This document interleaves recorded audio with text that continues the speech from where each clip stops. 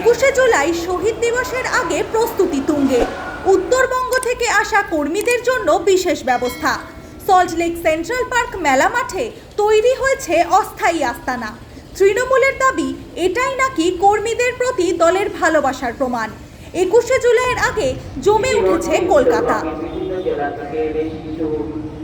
প্রতিনিধি এসেছেন, আমাদের কর্মী সমর্থক রয়েছে, পৌর প্রতিনিধি এবং আমাদের যারা রয়েছেন এখানে প্রত্যেককে আমরা মাননীয় মন্ত্রী শিশুজিৎ ঘোষ মহাশয়ের পক্ষ থেকে আন্তরিক অভিনন্দন এবং শুভেচ্ছা জানাই।